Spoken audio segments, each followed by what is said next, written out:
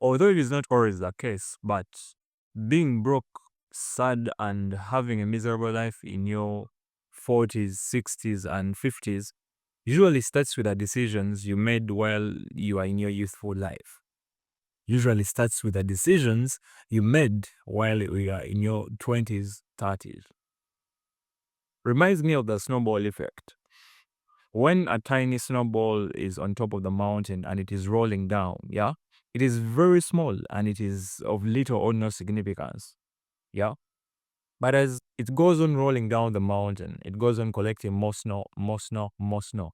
And by the time it reaches down the mountain, it has grown into this massive boulder of snow. Yes, massive snowball. And it's the same thing with your decisions.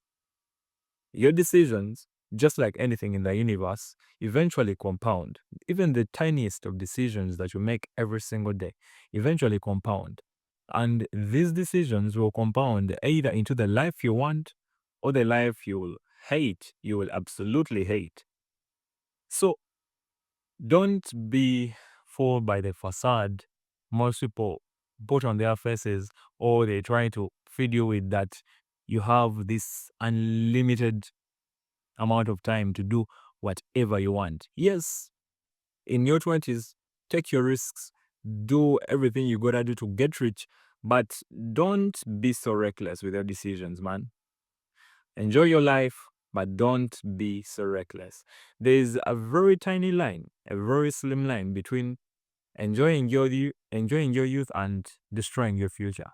It's very tiny, and if you're not very careful, you'll always cross it, and you slowly and slowly go on ruining your life without even knowing it.